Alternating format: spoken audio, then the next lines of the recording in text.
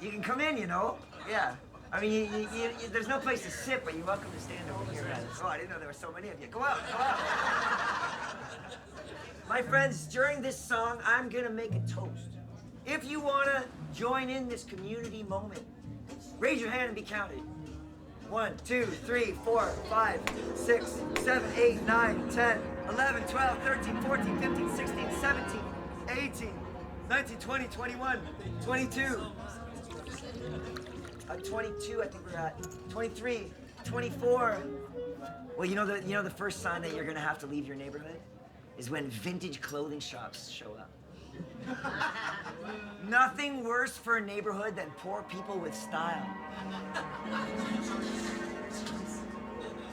And then you know what they're gonna do? They're gonna hang out in cafes. They're gonna talk about making movies and, writing songs. Then they're gonna make the neighborhood really cool, and then the housing value's gonna go up, and then they're all gonna get the push.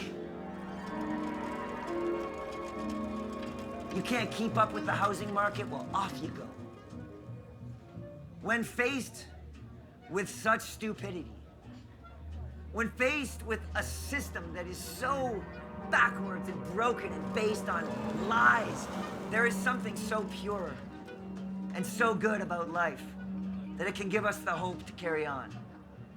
To the lips of your lover, to the simple act of kissing, may it get you through the darkest of times. To kissing.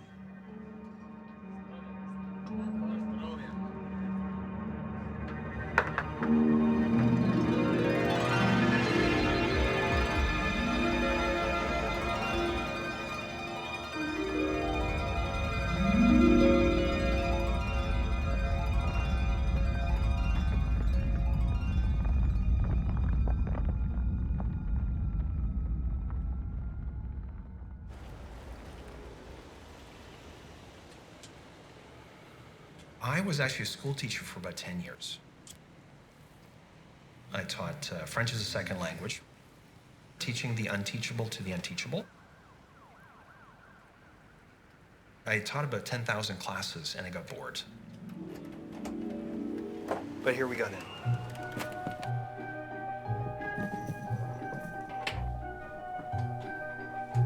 So I got interested in real estate. Started with flipping properties, buying a house, renovating it, and selling it. And I got the taste for real estate. Really small bathroom. What I see in Toronto right now is a superheated market. So we got bedroom number 2 here, and it's all bed. And I was seeing increases of prices of 20% in a month. There's a beautiful entertaining space.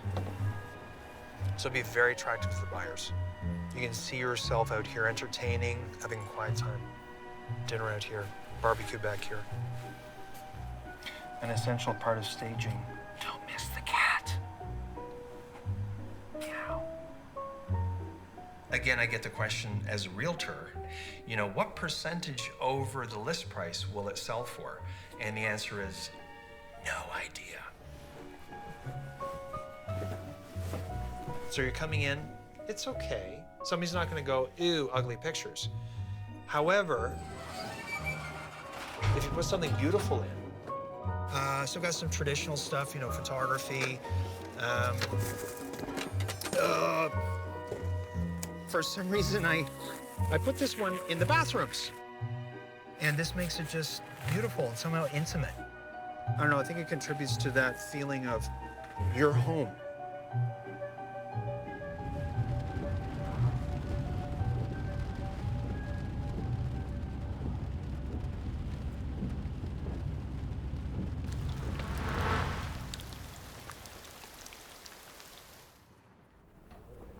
And my job is to go around the world and investigate different housing issues and sort of see how are people faring with respect to the right to housing.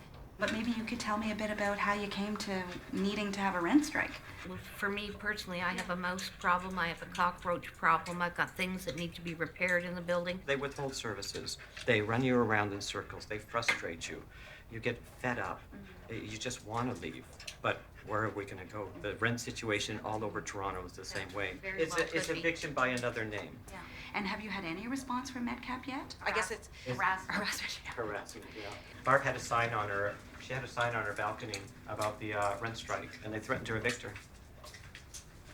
I'm giving you this notice because I want to end your tenancy. I want you to move out of your rental unit by such and such date. Reason: I believe that you or someone living with you has committed an illegal act. N6 is serious criminality.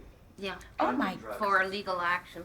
Guns and drugs is an N6. Oh my They gosh. came after her with the hardest Oh my hardest gosh. category they could. Yeah.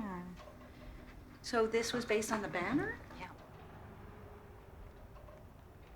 You know, we're not bad-mouthing them or anything. It just says May 1st rent strike. Yeah.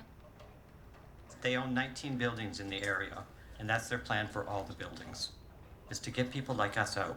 The neighborhood's getting gentrified. If you know, familiar with Liberty Village, it's moving. It's come right up to King and Dufferin, and it's only one direction into our neighbor, and we're in the way.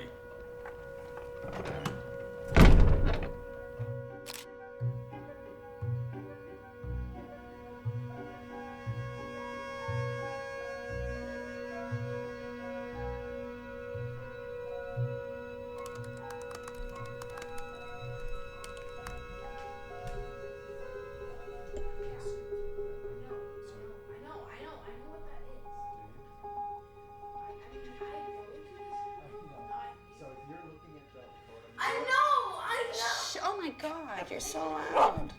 All right, you sure? No, we're splitting it. Yeah, you don't need to open two. Did you shake it? Yes, I shook it. That is not half. Okay, whoever pours it, the other person has to drink No, it. I'm putting some back. Okay, that's gonna have a big disaster. I'm getting out of the way. You guys better go. How's it going? Fine.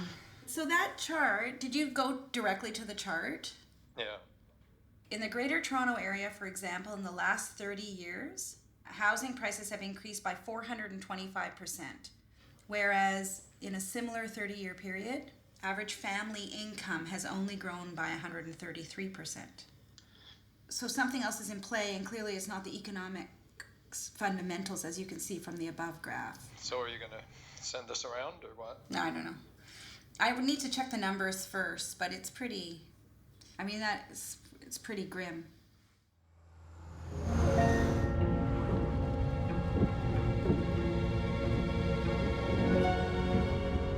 I think we are at an incredibly urgent moment.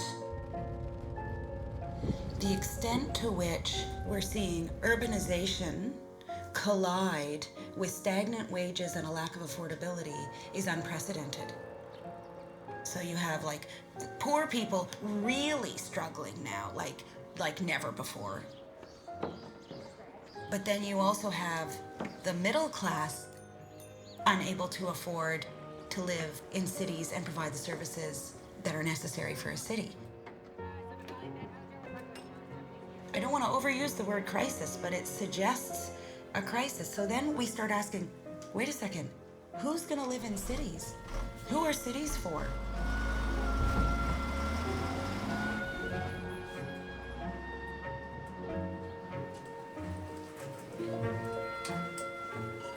It's not rocket science, you know? What do we think people need to have a dignified life? And it's clear that decent housing, affordable housing, is one of those things. And it's supported by international law. Kennedy Heights family is just hours away from learning whether or not they can stay in their home or be forced out onto the streets. Problem? Housing is gobbling up more of shrinking paychecks. People in 59 out of 102 countries worldwide would need to save their yearly income for at least 10 years in order to buy a house in their country. There are two histories, we might say. that intersect today in that space that we call the city. And one of them is a familiar issue, which is for which we have used the term gentrification. When I hear people today saying it's gentrification, one reaction, an ironic reaction, is if only. It's much deeper than that. It's much more foundational.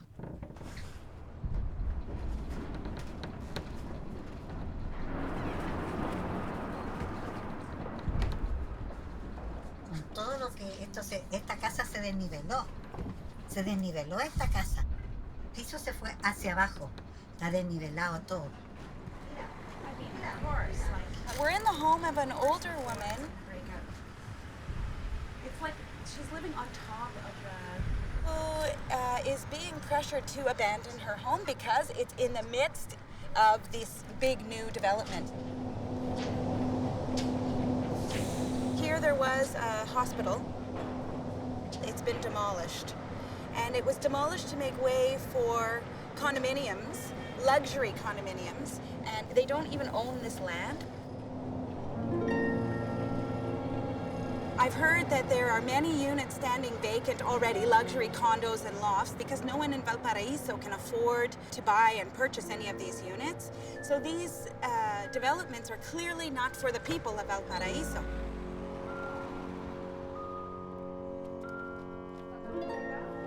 Y no han, ellos, como inmobiliaria no lo han pedido permiso. Pusieron nombre Parque Barón y resulta que volaron todos los árboles. Era un jardín del Edén.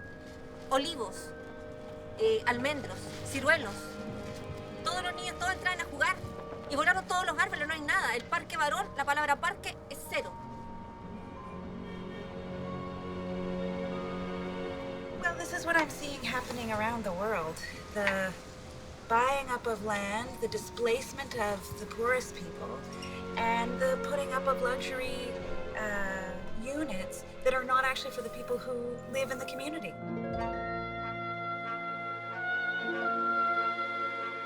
Because of the massive buying of land, of rural land, more and more people have to leave the rural areas. They come to the cities. You can see that urban land becomes precious land.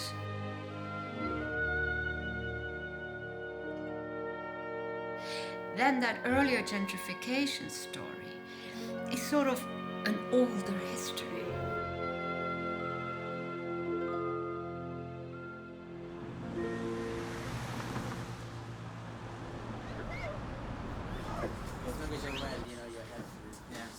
Thank you very much.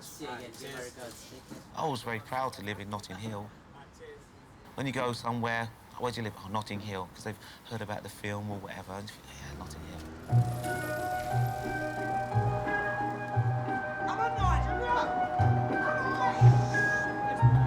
The thing I like about this area is the community.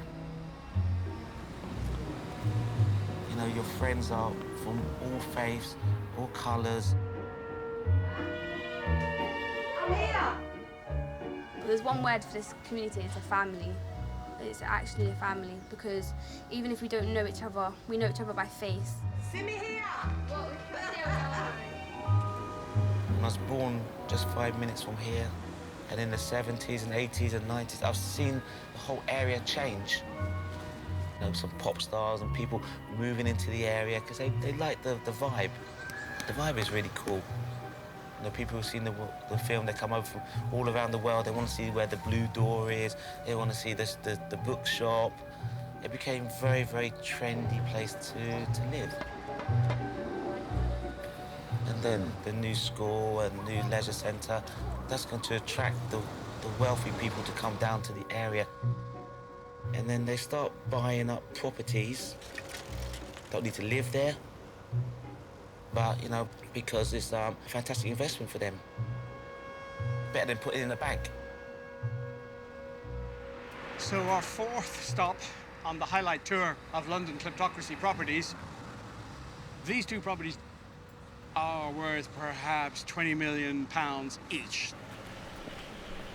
I believe Mr. Chapter paid something in the region of 40 or 50 million pounds for it. If you could get a whole one of these, it would be 30 or 40 million pounds. And nobody lives here and nothing is happening to this thing. So it's become a dead spot in London. There was newsagents, there were pubs, there were a couple of restaurants, but the community itself has evaporated. Slowly, you know, people are forced out, and they don't understand that it's happening.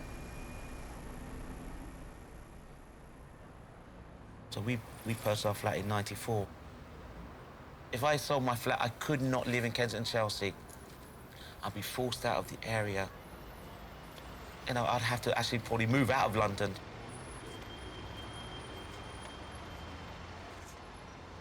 I can stand in the middle of the street with empty car parking spaces all around me and no traffic coming.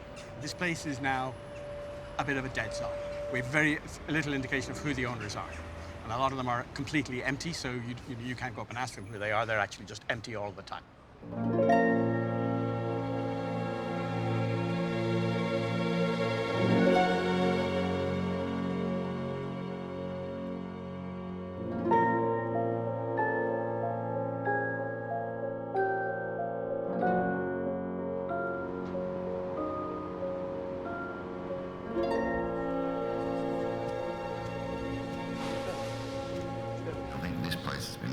Since 2003, something like that, yeah, since the last time anybody actually operated in it.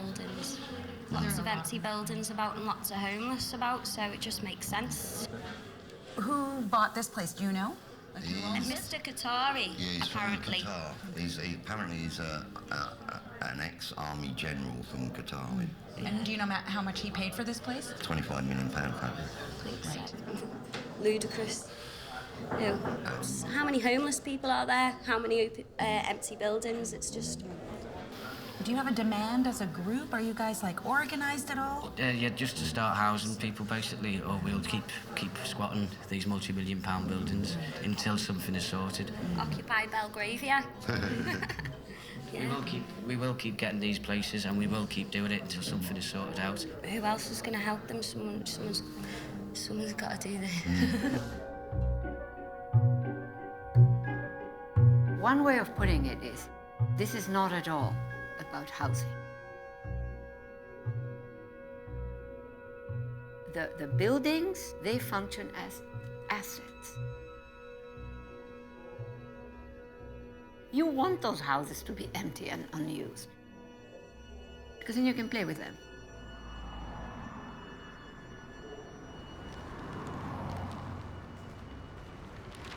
Can you imagine? I mean, these dark, empty buildings, and they are making money. So when people think, oh, poor investors, something went wrong, hell no.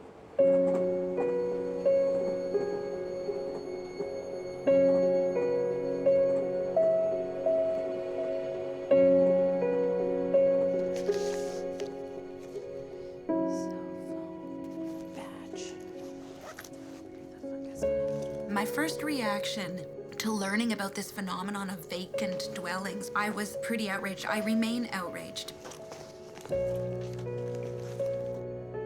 In a human rights framework and through the UN system, it's very clear who is accountable. States. States are responsible. They have international human rights obligations. They sign treaties and they make commitments to the international community that they will uphold international human rights, which include the right to adequate housing.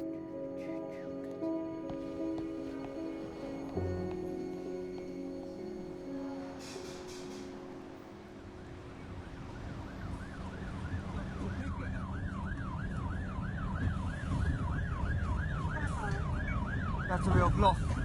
Oh, shit. But somebody banged hard on my door,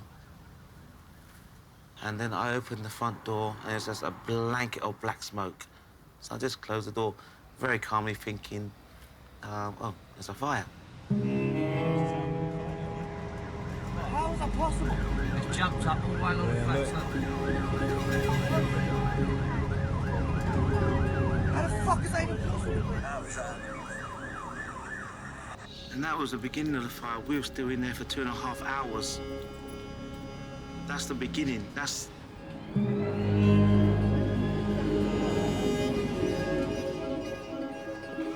So I came to the balcony. I ran to the back of the estate. I was like, what the hell's going on? I saw everything. From start to finish, I saw everything. I never slept for 2 days straight.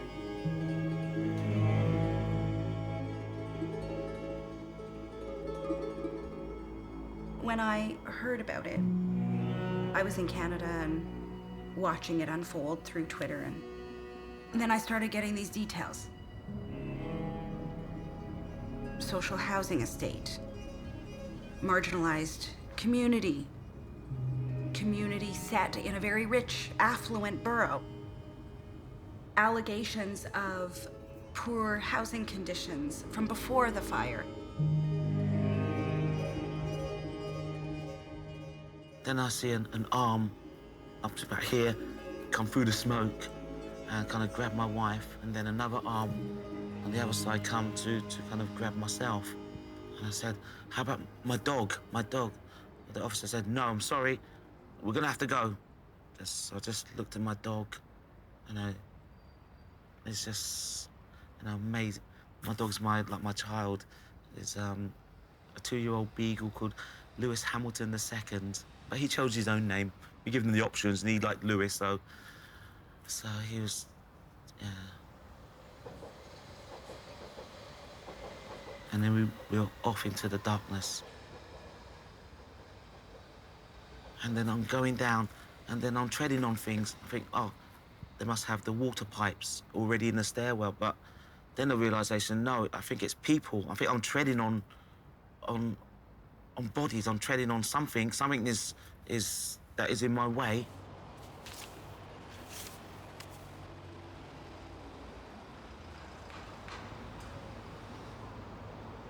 I was actually quite happy when they put cladding to make it pretty, make it look nice for the surrounding area.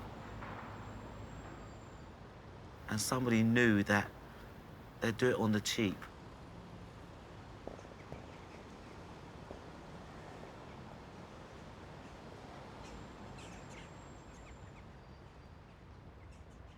There were these elements that seemed to be a bit of a global phenomenon where you have a kind of vulnerable community. Most of the people in Grenfell are working, but they're working poor. Literally living side by side with incredibly wealthy people and an incredible amount of wealth. The tension between the two. And then watching this fire, it was like a physical representation of the displacement of a community. For me, that's the narrative of the world right now. Look, I heard one of the councillors said, if you can't live in Notting Hill, then you shouldn't be in Notting Hill. What's all that about? Who the fuck is he to say something like that? Do you get where I'm coming from? So it's like people that have lived there all their lives are just being treated like a piece of shit, and it's wrong, isn't it? Makes me sick to want to talk about it. It brings tears to my eyes. You can't just disregard them like they're rubbish, like that fire. They just burnt them. It's like, that's like, this is the richest town in the borough, man. How can that happen? How?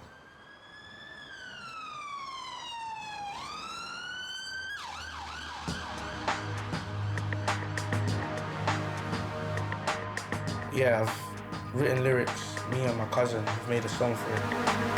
Rest in peace to the fallen from Grenfell. My heart's with all of their families. We have to stay strong for Grenfell. We can't fall apart from this tragedy.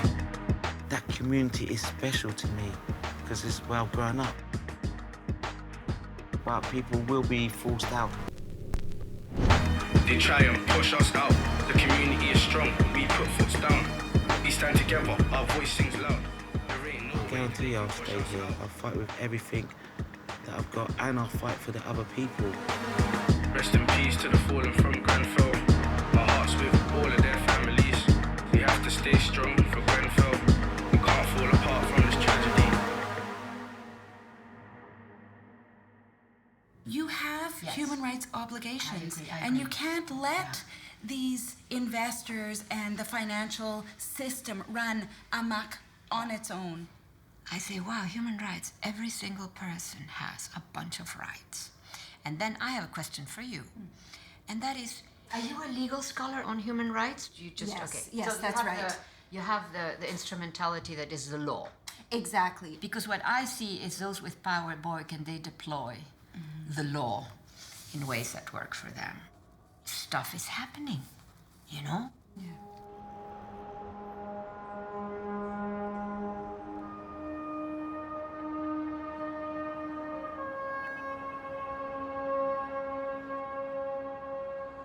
Prices go up in a neighborhood that is fixed, that's one thing. Everybody understands that part. And then they should understand that at that point, another actor might come into the picture. A monster that nobody can see, that nobody really understands, whose language is incomprehensible. And then they can maybe be curious and say, let me check out that monster. Who is this monster actually? What is happening here?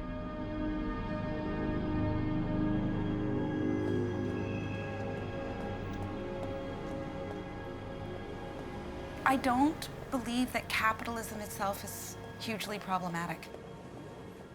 Is unbridled capitalism in an area that is a human right problematic? Yes. And I think that's what differentiates housing as a commodity from gold as a commodity. Gold is not a human right. Housing is.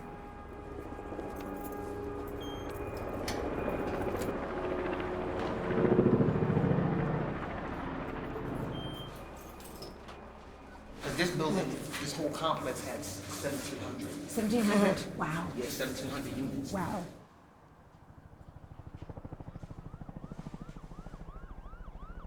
The previous landlords, I think it was CNC. I think they did put information up to let us know that the complex was going to be sold. Right. But this is before Fairfield came in. Do you know who is Fairfield? I don't know who they are. From what I'm told, Fairfield is a subsidiary of is it Blackstone? Right, private equity firm. Yes, exactly. They want to raise each apartment, they rent up to like $900 each. That is By $900 each. By $900. And are you going to be able to pay that? I don't know. I mean, I can definitely say next year there's no way. And where I'm going to go, I don't have a clue. I don't know. Right. And do you mind me asking, are you employed? Yes, I am. Yeah. And so what percentage of your income would this be, 25.8? 90%. About 90, I'll say, all right. Yeah, 90%. Right. And do you consider that affordable for you? Oh, no, it's not. If it goes to 3,400, then I have to be making six figures. I have to make at least $100,000 a year. Wow. There's days I'm optimistic, but then there's some days I'm more.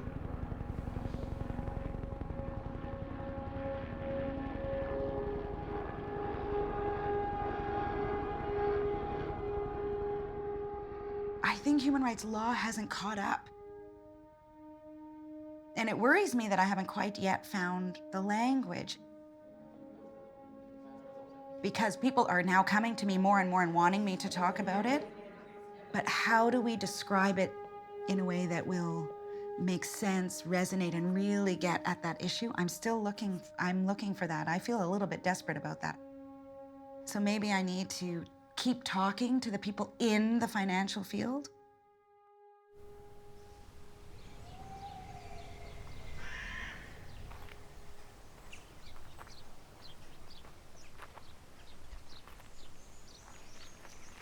The first type of sign that I noticed when I came here was this very limited opening hours. They show their tenants that they are willing to meet them, and this is 3 hours per week on Tuesdays. So the D. Carnegie is the Swedish arm of the Blackstone company. So many signs that they actually don't bother much here. But it's a typical example of the type of estates they are interested in. Yes. So every time an apartment is vacant, they start this renovation. whereby they can increase the rents with roughly 50%. But these increased rents have no connection at all to the actual costs, why this is very, very profitable for them. They don't really want to tie up all their money into those houses. So what they do is look for a large number of investors, and they create a security that says, we own these 10,000 homes. And you, as the investor, will get the rents and any capital gains on those properties. And if you buy 1% of security, you get 1% of that flow. That means Blackstone doesn't have its own money at risk to the same extent that it otherwise would be.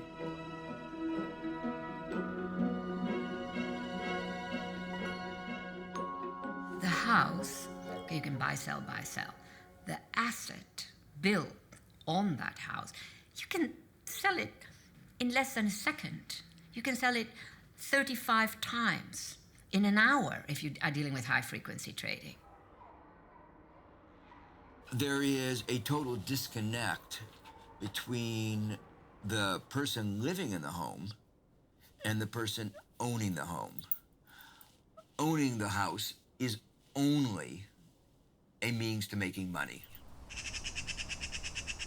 So how long have you been living? I have been living here for 32 years. And I work, I'm a working class hero, as I call myself, and for fun, of course. But I work with handicapped people, and I work night shifts. Right. If it became such that your rent was increased, would you be able to live here?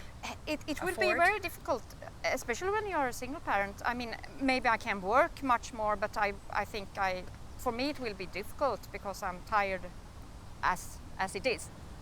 They did it over our heads, as we say in Swedish, over our heads. So behind our backs in some. Yes. And they didn't inform us very much.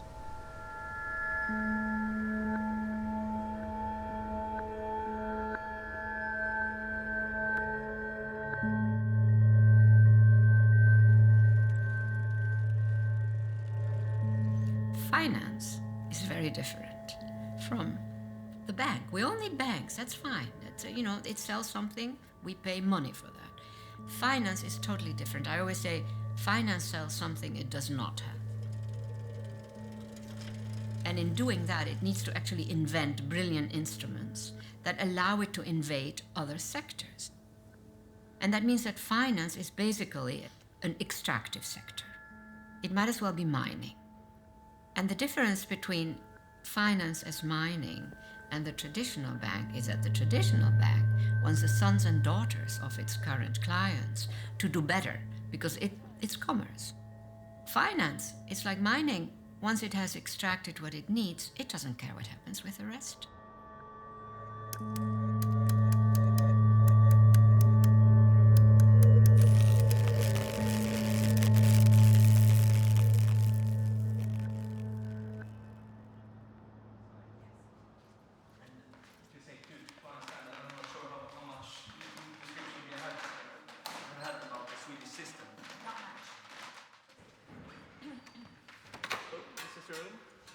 People are really proud.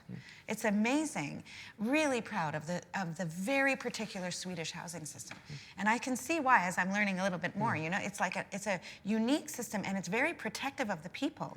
And so to bring an outsider in this, and they're known as, excuse the expression, but vultures to some degree, to bring them in, I find I'm surprised that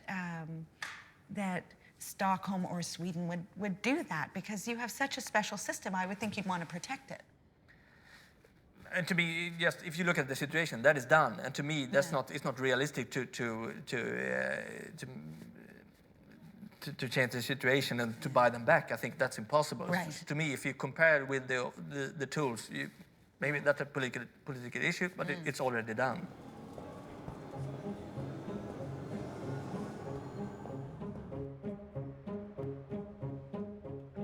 When you look at the political classes, which I hold responsible in part for a lot of the extremes that we have reached in terms of extracting value so that all our governments now are poorer than they were in the 1980s when this sort of begins. The value of all real estate that functions as an asset is $217 trillion. That's more than global GDP of all the countries in the world, of all the economies in the world. So you know that you're dealing with something that exits the domain of what we would call money.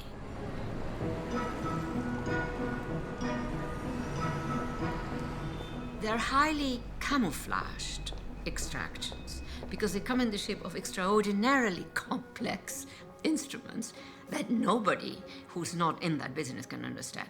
The political classes, instead of doing their homework and saying, aha, we've left traditional banking, we could all understand that, something else has happened. It's so complex that we delegate to the experts. Who are the experts? It's the financial sector itself.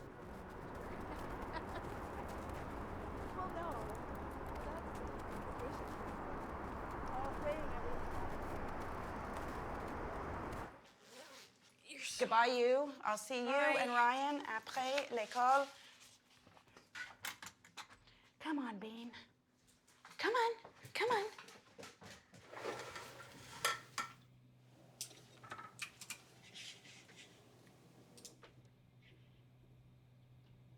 We're the largest real estate private equity firm in the world. We've got investments in people around the globe. But by keeping our business entrepreneurial, we can move very, very quickly. John Gray is the global head of real estate for Blackstone Group, which is the world's largest private equity manager. So one of the markets you went into was single-family homes, and I know you have a big portfolio. Was it 50,000 or? Yes, 50,000. Tell us about that. So how do you even find 50,000 homes to buy? You need a global financial crisis for that to occur. You're sitting around in 2011, you're saying, where is there a large pool of assets that are going to be sold by financial institutions at big discounts to underlying replacement costs? And it was pretty obvious it was single-family homes. Let's spend $25,000 or so fixing them up, and then let's rent them out and make income-producing assets out of them, like an apartment business, but just not in one large complex. But if we do it in enough scale, I was just poking around, trying to get my head around some of the stuff around hedge funds and buying up distressed mortgages and all of that. And I went onto the Blackstone website. I've worked with Bruce for more than 20 years. He's an advocate and thinks so differently than anyone I know. So basically buy up the whole neighborhood, gentrify the whole thing, and double or triple the value of the real estate just because you've gentrified the neighborhood and forced everybody else out. Right? And makes no mention of people, really, at least by minute 16 and a half, he hasn't mentioned like the people that would be living in those places. It's like a whole other world. I definitely want to meet with him. we own properties around the globe. We buy these investments on behalf of our A company investors. like Blackstone or any of the big financial enterprises were the big winners in the crisis. They were the big winners in the housing market. They were also the big winners in the equity markets. It was as if the U.S. government, rather than helping the homeowners who were losing their homes, actually sided with the banks, encouraged foreclosures to clean up the books, gave the money to the hedge funds and private equity firms, who then bought the distressed assets to make money. So it is the way that the 2008 crisis has played an important role in increasing wealth inequality in the United States and in other countries that have been afflicted by the crisis.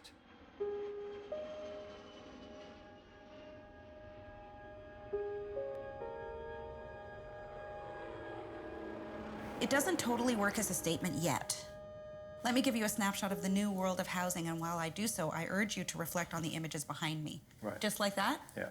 Like, I can't remember how we did it with the homelessness report, but I remember when I was reading my statement, I did have that, if a pin dropped, we would have heard it in the room. And that's what I need, because, you know, half the time they're on their Blackberries and not paying attention. Yeah. Or their iPhones, I suppose, now. You know, I mean, homelessness is a bit different too. You know, we were seeing images of people, and part of the problem then is that when you're describing the stuff that's supposed to be shocking, it's all cranes and buildings and glass and stuff, and so you're not moved in the same way. Distinguished delegates, we are living in a new world, a world in which the housing sector has been transformed by global corporate financial actors and massive amounts of excess global capital. Global residential real estate is now valued at $163 trillion, more than twice the world's total GDP. Housing has been financialized, valued as a commodity rather than a human dwelling. What I am suggesting is a significant change away from the commodification of housing in order to retrieve what housing means in terms of human dignity and security as a lived experience, as a human right. Thank you.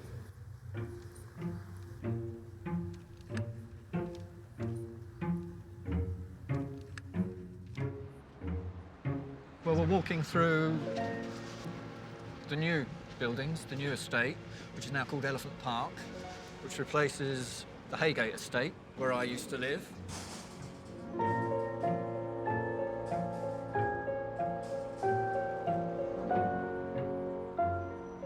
A bit empty feeling. Like, look, so many, all of them empty. Yeah. The flats, many of the homes in this part of the development were sold in Hong Kong and Singapore. When they're sold overseas, they're not necessarily sold for people to live in. They're sold as investments.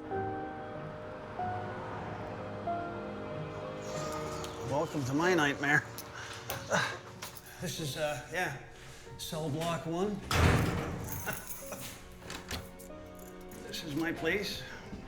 We've had no heat all through April, no hot water all through April. There's water leaking underneath the sink.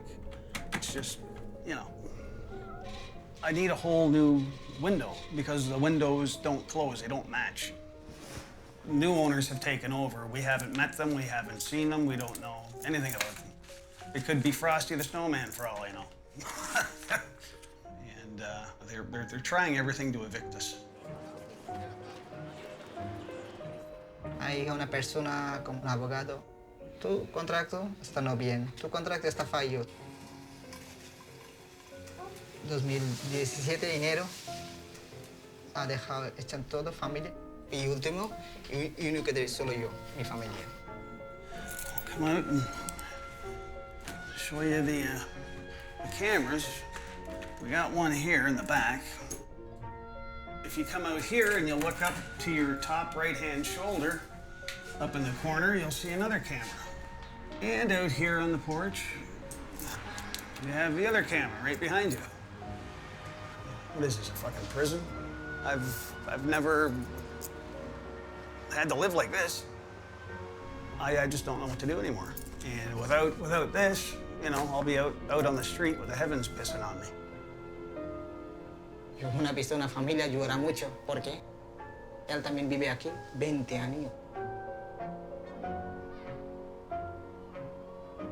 Wouldn't like to sort of romanticize what it was like before. Right. But it was an ordinary council estate, lots of ordinary families in it. And I suppose at this time of day, most of them would have been off to work and off to school and off to college and so on.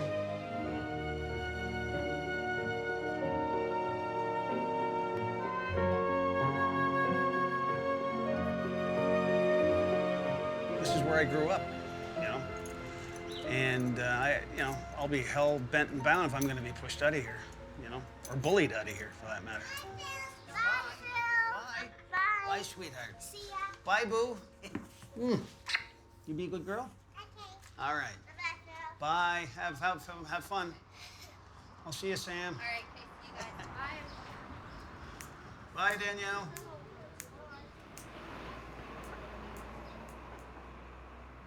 we're dealing with it's a very particular period. The elites feel free to violate basic laws, and then they're surprised that there is bitterness among the working classes that have lost an incredible ground, a lot of ground in our society. So it's a tough moment. And following the money brings up a lot of very substantive reasons as to why people are so angry. They don't know exactly, they don't have the knowledge, but they know that something is not right. My own work was concerned about asymmetries of information, the fact that some people know things that other people don't, and that gives some people the ability to take advantage of others. You can make more money not by making a better product and lowering cost of production, which is the standard economic analysis, but by fishing for fools, looking for people you can take advantage of. They're not creating wealth, they're actually just taking wealth. If you're somebody like the head of Blackstone, I've heard him talk about the big advantages of no regulation, of deregulation. Of course he wants to be able to exploit the people who are living in his properties.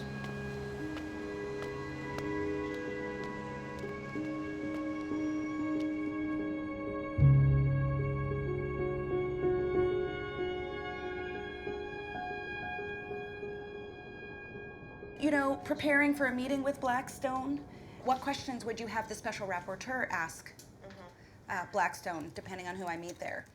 Because they're cash rich, they're not a conventional landlord, and they're completely speculating on this future that they're creating.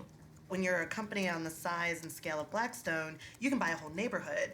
And so the power dynamic is dramatically different. And it's not just the power that comes with the ability of having the cash to buy large swaths of land at once. It's also political power. Yeah, and that piece is very important to me because I hold states accountable. So I need to be able to hold the government of the US accountable, who can then hold Blackstone and other private equity companies accountable to that whole model.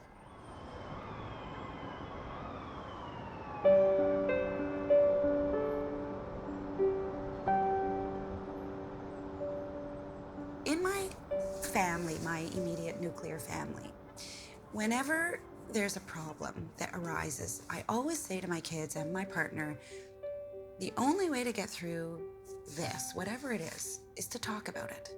And I don't see it different on the world stage. And maybe I'm naive, but I'd like to be in a room with head of global real estate of Blackstone.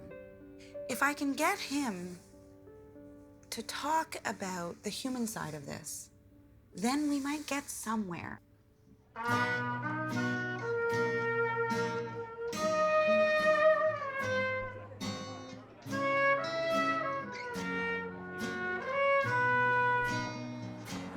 I miss you these days more and more, little sweetheart from next door, but those days are over.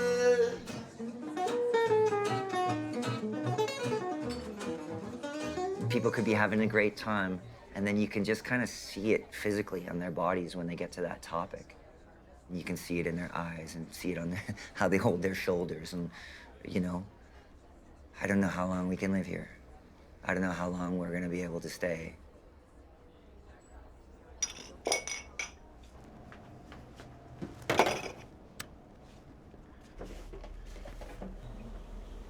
The reason we live in cities is for those accidental intimacies. Hey. Nice to see you. How's it going? It's you're on the street, you're walking down the street when you bump into somebody and you wind up having a conversation. You come to a bar and you wind up sitting next to somebody who's 20, 30 years older or younger than you and get into a conversation, and before you know it, you're figuring out life.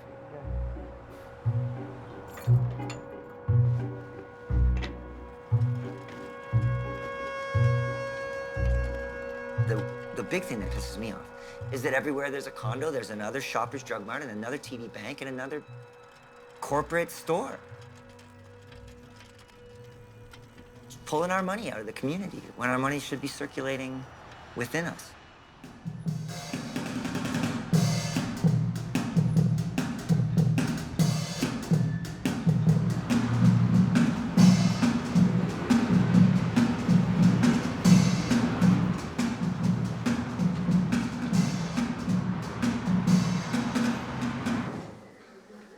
Und Kreuzberg war so mit Harlem oder die Bronx. Und jetzt ist es hip. Und tutto bene.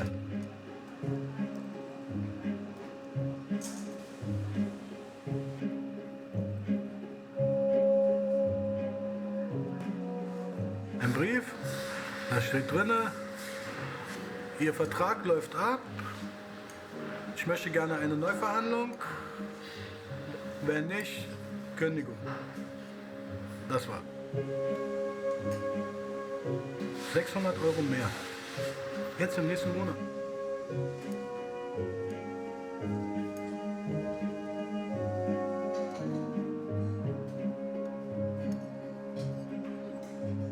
Den Markt entsprechend.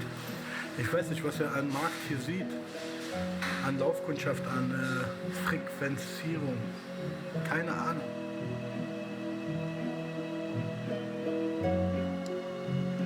Du kannst nichts sagen. Ich kann nichts sagen. Dankeschön. Wie ein Feigling. Der Tisch hier wurde gekauft. Die Fliese wurde installiert.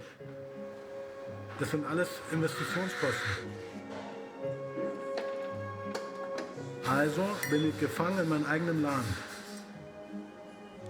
Nicht nur ich, die sämtlichen Gastronomien.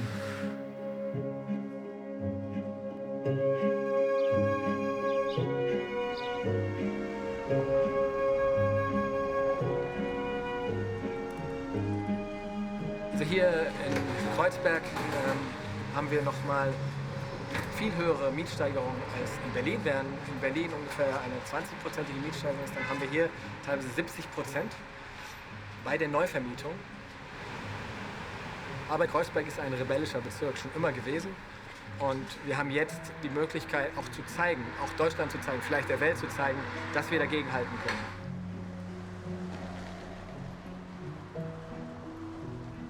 Die Nachbarschaft hat sich manifestiert über Protest und Gespräche.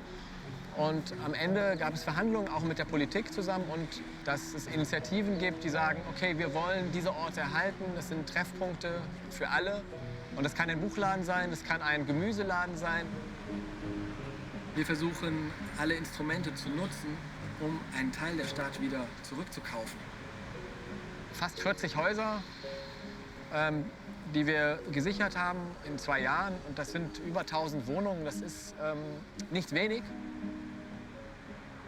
Es geht nicht darum, eine Revolution zu machen und irgendjemanden persönlich zu beschuldigen, sondern es geht darum, das System ins Gleichgewicht zu bekommen.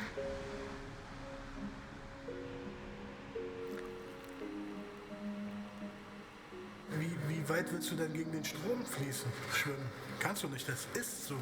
Es wird sich nicht verändern. Das ist eine Tatsache. Jemand, der Geld hat, möchte sein Geld investieren. Jemand, der kein Geld hat, ist weg. Wird rausgedrängt, aufgefressen. Und das, was ihr macht, ist ein Tropfen auf den heißen Stein. Ne?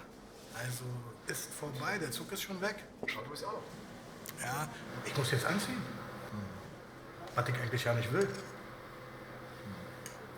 Meine Kuchen muss ich anziehen. So, und dann hoffen, dass das immer noch gekauft wird. So, das hat jetzt mit der Gentrifizierung nichts zu tun. Das weiß ich. Du hast es jetzt mit was ganz anderem zu tun. Deswegen will ich nicht in deinem Job sein. Aber ihr habt das verpasst. Du bist ein Fatalist. Ich kann dich nicht überzeugen, dass es sich lohnt zu kämpfen. Ich? Da bist du an der falschen Seite. Ich bin ein Kämpfer.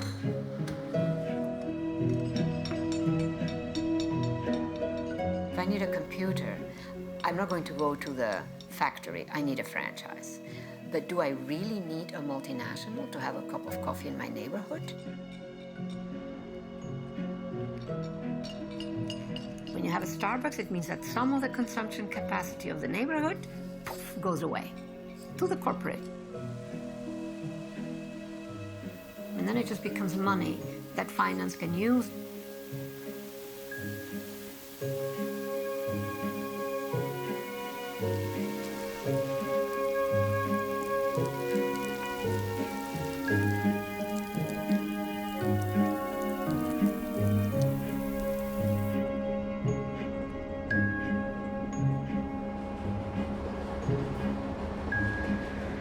You count 4 down from the top on the left-hand corner. Yeah.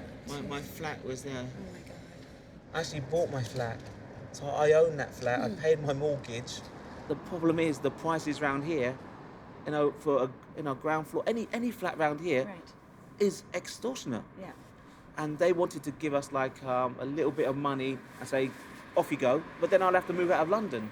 So I decided to stay with friends. Most of the people that lived in that tower block are still not been homed. 9 months later. 9 months later. Trauma. So anyway, to cut a long story short, I'm now in a hostel. The place that they could offer me could be anywhere in the country, and if I don't accept it, I become intentionally homeless. Anywhere in the country? Well, yeah, I mean, it could be Birmingham, it could be Manchester, anywhere. If you can treat people after a tragedy like that, the way they're treating them now, what hope does anyone have? What the UN and also the European, the ECHR, what are they doing to implement sanctions for those in authority? So what comfort are you giving to us that it's going to be addressed now?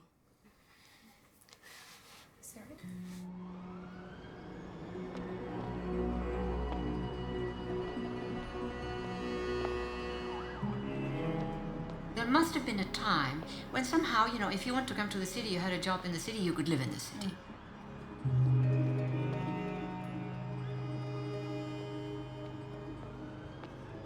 We have arrived at a moment when there is a gaping hole in our system. Most of our major international systems don't take the individual so seriously.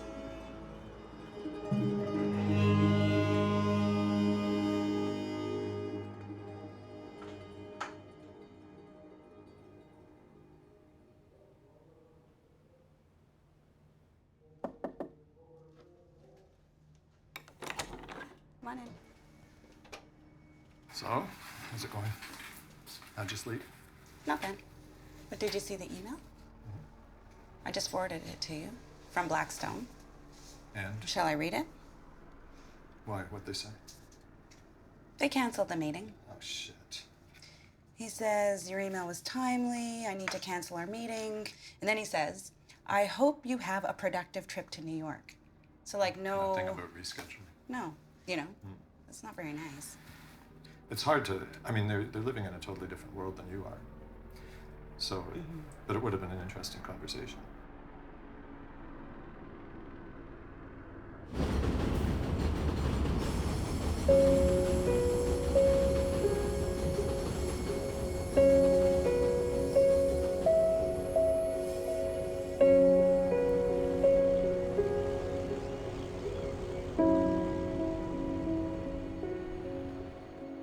I always picture myself like, I'm 5'2", I'm from this like nowhere place, and I'm trying to make a huge difference globally. I'm trying to change an entire conversation that's embedded in the way people live all around the world. And then I look back at that girl from Ottawa sitting in her basement office, and it's like, what am I thinking? Like, is this ridiculous? Am I being ridiculous?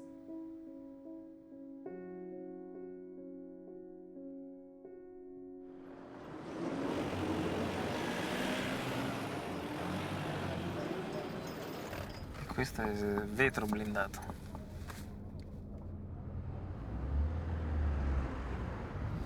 E non è una cosa così automatica da comprendere, cioè non è che perché racconti delle verità vieni ucciso, non è così. Racconti delle verità, inizi a essere letto, hai l'ambizione di condividere, sono tutti questi elementi che ti rendono pericoloso. Poi il prezzo si paga raccontando.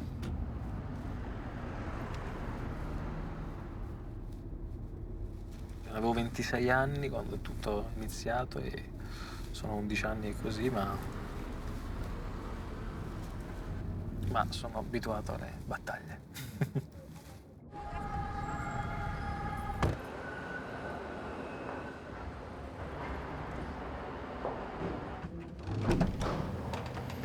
Gli ascensori quando sono quelle tipo tomba che Pure a me stretto dà fastidio pure a me. Immagina di avere 100 milioni di euro presi dalla cocaina o per esempio presi dal traffico dei migranti. Cosa fai? Devi comprare dei ristoranti, degli hotel, delle case, ma quei 100 milioni come li fai a giustificare? Apri una società all'estero, in paradisi fiscali. Compri a poco prezzo, con soldi illegali che hai, cose, per esempio a Roma, un ristorante, un piccolo hotel, delle case, che non devono essere sospette. Quelle case le rivendi alla società estera, che sei tu però. A quel punto la società estera dove tu hai messo i soldi sporchi, comprandoti quei beni, fa rientrare i soldi in Italia o in Inghilterra o in Germania. Così si ricicla in tutto il mondo. Se tu vuoi far rientrare dei soldi sporchi dall'estero, non devi fare null'altro che comprare dei beni che puoi vendere a te stesso al doppio del prezzo di quello che hai acquistato.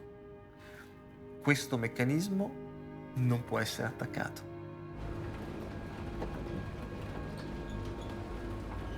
I paradisi fiscali sono il luogo dove capitalismo legale e capitalismo illegale si incontrano.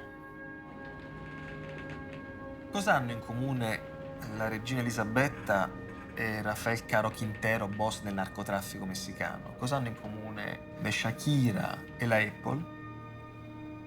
Tutti hanno una parte o la quasi totalità dei loro capitali in paradisi fiscali.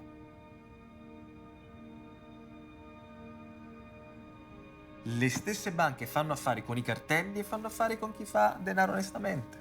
Si mischiano con i soldi della coca, si mischiano con i soldi dell'evasione nello stesso posto. Questi soldi cosa diventano? Diventano aziende, diventano turismo, alberghi, negozi, supermercati, squadre di calcio, arte, musei, politica. E non puoi più rintracciarne l'origine. La prima cosa che hanno fatto i grandi gruppi economico-finanziari americani, Amazon, Facebook, Netflix, tutti, è cercare degli spazi dove pagare meno tasse. Ma com'è possibile che in un paese come l'Italia un lavoratore onesto paghi il 60% e un'azienda multimiliardaria paghi il 5 o il 4% di tasse?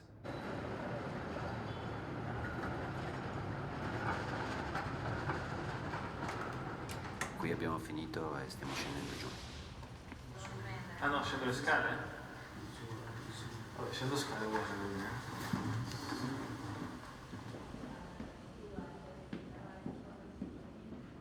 Le società non vogliono case che costino poco. Le società sognano di pagare una casa il più possibile per poter nascondere più soldi.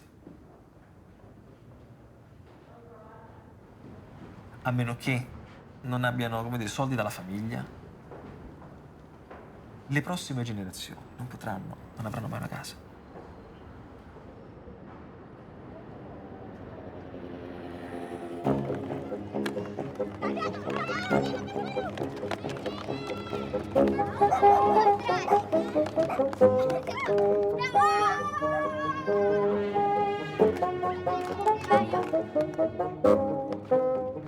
It is a totally dysfunctional system. In the late 1970s and 1980s, there developed, I would call it an ideology, a religion, that markets solve all problems. There'll be big winners, there'll be big losers. In the name of equality, should the winnings be redistributed to the losers so that everybody ends up where he started? That would take all the fun out of the game. The high priest was Milton Friedman. The big experiment was Chile under Pinochet. It took the dictator to really implement these ideas. They thought that if we privatized, stripped away regulations, lowered taxes, growth would go up. Everybody would get more. Some people would get a lot more at the top. But putting aside envy, everybody would get a bigger piece of a pie. It ignored the many instances where markets do not work well.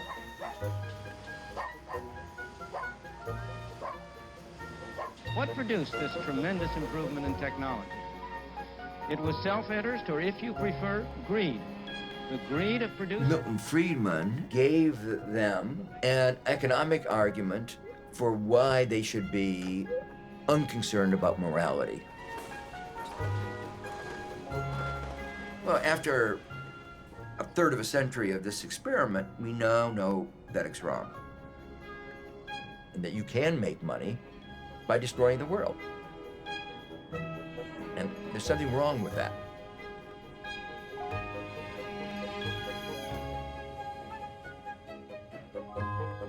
And when I think how will finance come down, it's bringing itself down. It has, extracted so much value that it's stuck now, and it's beginning to go on the other side of the curve. It is beginning to decline. The amount of value, the capacity to invent more assets, we see sort of a stasis a bit. So it will bring itself down. It will come back, potentially roaring, but right now it's a bit of stasis.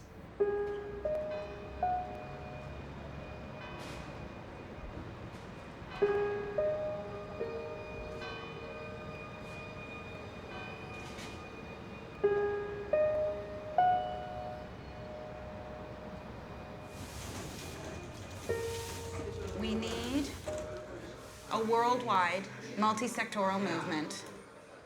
We need to change how the world thinks about and interacts with housing and home. And then we want to see the shift sees housing as a human right, not a commodity. Like we're going to do bullets, Right. like bam. If we're going to defend cities as we know them, I can't do it alone. I decided to create a new movement called The Shift so that we can come up with ideas of how to protect our cities. So it's not an NGO movement, it's not a movement of just cities, it's a movement, hopefully, of all stakeholders. It's so fitting to be launching The Shift here in Barcelona, where the effects of financialization have taken hold. And where there's a mayor like Ada Colau. I hired a young woman, Julie, who had a background in international human rights law. I knew that she could really handle the demands of being an assistant to a rapporteur. Cut and paste these and move them up. 1/3 of deaths worldwide are linked to poverty and inadequate housing. It's good? Yeah. Cities are becoming the playground for the rich and excluding middle and low income and poor households, pushing them out of cities. We need a worldwide movement to reclaim and realize the fundamental right to housing. El principal factor de expulsión de vecinos de la ciudad de Barcelona es la especulación con la vivienda, la gentrificación y la operación de los grandes capitales que como buitres desembarcan en nuestra ciudad para sacar máximos beneficios a costa de especular con un bien de primera necesidad. If we look, I've been looking at Blackstone, the largest private equity firm. have more power than the state, you know? So how are you, yeah, you know, exactly, you're crying. You know, so how are you need the support of the state, I think, the national, behind you, if you're going to try to move in and influence Blackstone. But sometimes we win. Sometimes you win. Yes. Like, give me an example of when. Yes. Can you give me an example of when you won? No, sometimes we win time and we stop them, at least for a year, and that's very important. Right. Stop them from doing what? The works, the rehabilitation works. Ah, okay. Because the fact is, by all the building with people, They they renovate. When we have some of these hedge funds trying to speculate in the city, they want to buy the building, or we buy it first. But we do it because we have money. And it's a lot of money. Because Like you pay market. yeah, that can be expensive. I'm interested to know how the investors, the vulture funds, the hedge funds, Airbnb are reacting to what you're doing. Airbnb primero reaccionó muy duro, ¿no? Muy agresivo, porque no soportan la idea de que les digan que les van a regular. There are some groups acting like authentic mafias right now. En Londres, por ejemplo, hace muy poco hablaba con Sadiq Khan, con el alcalde, y es el principal problema de la ciudad, la especulación con la vivienda, y tenemos que intercambiar estrategias para reforzarnos entre estas grandes ciudades, porque los problemas son muy similares. Entonces, queremos inversiones en nuestra ciudad, pero queremos inversiones que sean productivas, que sean sostenibles, que sean justas. Es una lucha desigual, es un poco David contra Goliat, es una lucha muy difícil, muy dura. Hay noches que no dormimos, las expectativas son muy altas, porque está en juego la vida de las personas.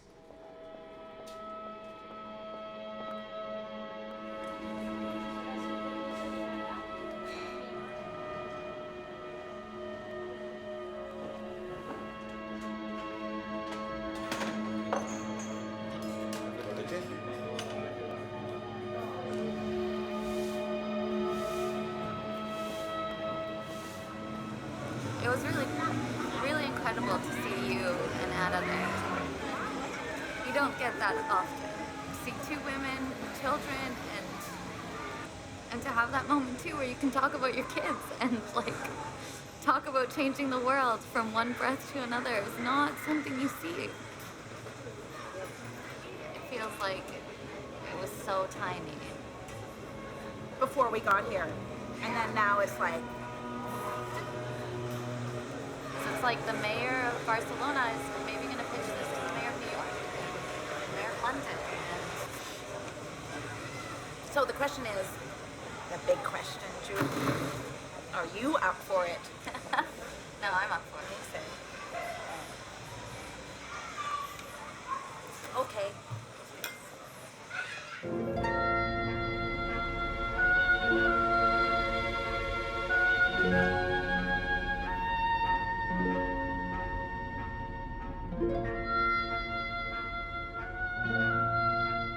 The starting point that I had was these big private equity firms like Blackstone. It has taken me some time to ask the question, well, where are they getting their money from? Pension funds have a huge amount of money, and they need to grow in order to make sure that the people who pay into the pension fund have something to live on at the end of their working lives. My mission to South Korea was planned well before I had this one piece of information, but some of the largest pension funds are right here. The National Pension Service is the third largest pension fund in the world. It was one of the poorest countries, and now it's the 11th largest economy in the world. In 50 years, that's pretty impressive. But of course, to make that happen in a 50-year period required a kind of brutalism of massive development.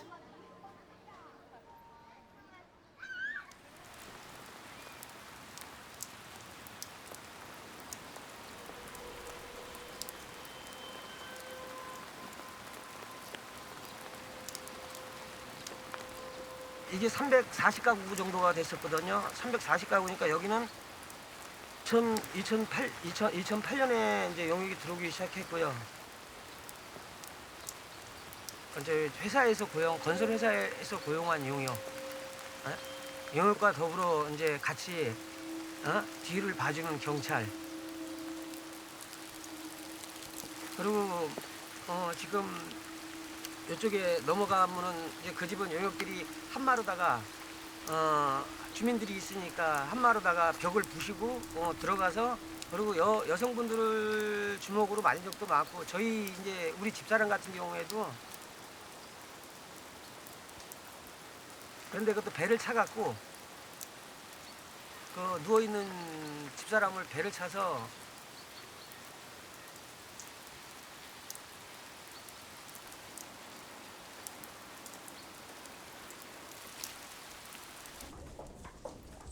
No one seems to know that that's where their pension money is going. No one seems to really care. That's how we will be able to move forward, it's just through some simple conversations. I did speak with a couple of representatives from the National Pension Service, and they were pretty matter-of-fact at first about what their job is, and I get it. Their job is to grow money for pensioners. We give our money to asset managers, and they then decide sort of where it gets invested, and so distancing themselves from it. So in other words, it doesn't really matter where the pension money's going as long as it's a good return. National and city governments in South Korea need to make some major shifts before they will be in full compliance with their human rights obligations. Human rights law is very specific about those types of projects. First of all, forced eviction under international human rights is considered a gross violation of human rights. People die in forced evictions, and people's lives are basically ruined. So it's not to be taken lightly.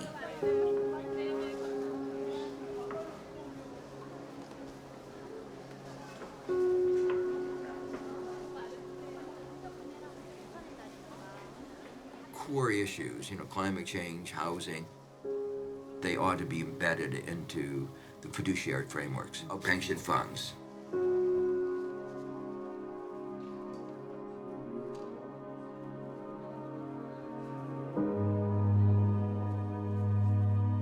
Pension funds are representing people who are going to retire.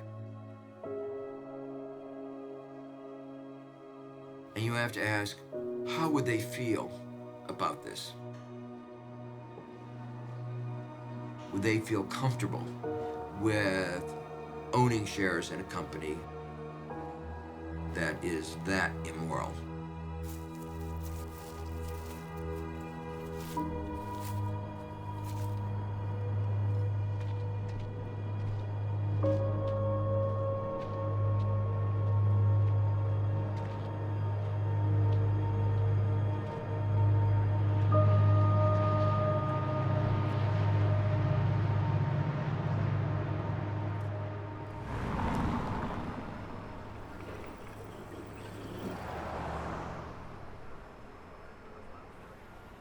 I'd lived there 38 years. I paid my rent for 38 years, and they're supposed to upkeep the building. They're supposed to do stuff. The management company has readily admitted there's been nothing done for 40 years. So where's all that money I've already spent? And now the new company wants me to give them more money. The unit that I live in 1 year has gone up that $325. It's a familiar story. This is the same situation. It's the same situation we were dealing with here, where they just wouldn't do repairs. They try to make your living environment as toxic as possible, but you have the moral high ground. So yeah, talk to the media, and this is how we won the rent strike. Correct, Barb? You're in the first month of the rent strike, and we went into month 4. So it's a bit of a haul, but it's worth all your time and effort. So through some research, we've discovered that, the previous landlords who had the buildings, this new company came in and bought them out. And this property management company has investment companies that have certain shares. And one of them turns out to be a government pension fund holder. So imagine you have George here on a pension, and they are taking care of money for pension holders, right? Wait till they find out that somebody who's on a pension is being extorted, and they're pushing them out. Why are you pushing working class people out of your home? That's a question you have to ask these pension fund holders, right?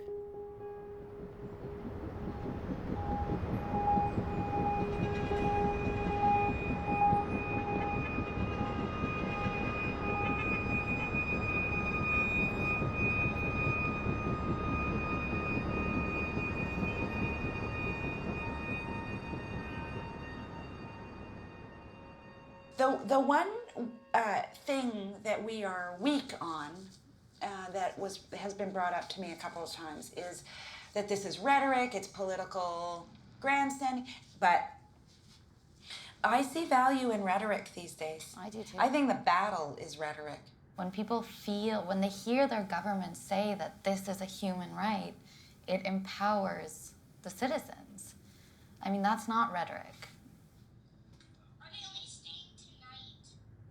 I get back Tuesday night, but kind of late. What else has been going on? You know, we're doing the shift meeting, and then the mayors are going to be there, and they'll. Right. It's cool. It's pretty cool. I feel slightly, you know, things can go sideways. Overwhelmed? No, I don't feel. Stress?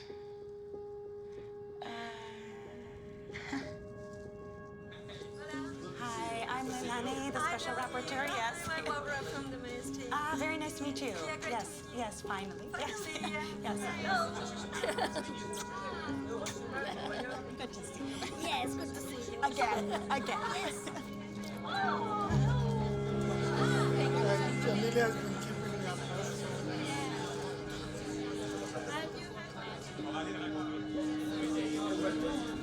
Wir kaufen Land zurück, wir verkaufen kein Land mehr, öffentliches Land bleibt in unserem Eigentum.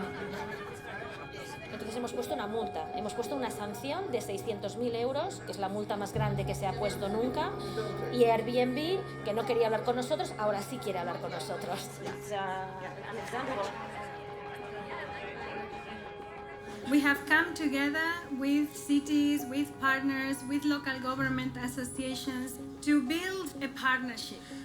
In Berlin gehen wir den Weg, dass wir öffentliche Flächen nicht mehr privatisieren. Vielleicht muss man sogar noch einen Schritt darüber hinausgehen. Pero, y bueno, yo a veces miro, porque he leído cosas que ha hecho Londres o que ha hecho Nueva York acá, y digo, ¡pah! ¡Qué bueno sería! Por eso yo creo que esta declaración es muy importante. Je voudrais dire combien aussi il est important que ce message politique puisse rassembler des villes dans leur diversité. What you around this table do can have a huge influence. It can guide other cities to prevent powerful financial actors, and they are powerful, from dismantling cities as we know them. We thought a lot about whether it was the right time for New York to sign on to this declaration. And we decided it really is. I mean, these are issues we're all grappling with. We do feel like it's a great opportunity to be learning from each other. So we're very excited to be part of this. Thank you very much.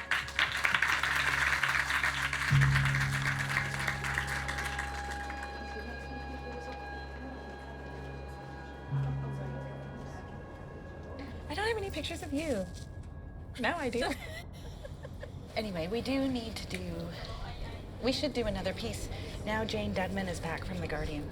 I wonder about taking another kick at the can on financialization. I think we need to. The one takeaway that they should know is that cities around the world are shifting and publicly doing so, and blah, blah, blah. I think Ottawa has...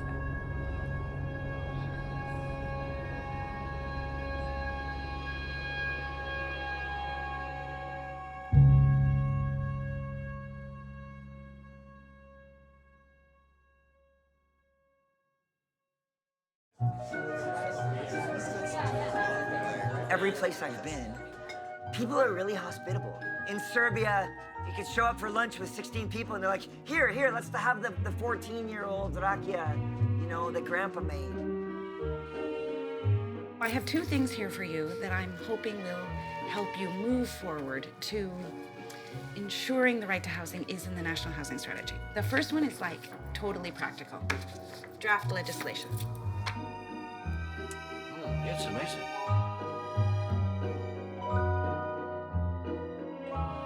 We use the same language to capture something that has foundationally changed. They're not intrinsically evil, but they are intrinsically amoral. So immoral that they are, I would say, evil.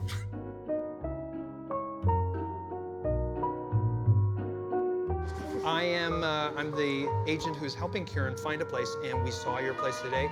Oh my God, here's Kieran. I love this house. I love the backyard. I love the place up top, the beautiful sanctuary, the glass doors, the sliding glass doors, and the big island in the kitchen. And I need a new home, and I'm looking forward to maybe that one being it. Have a great day. Yeah.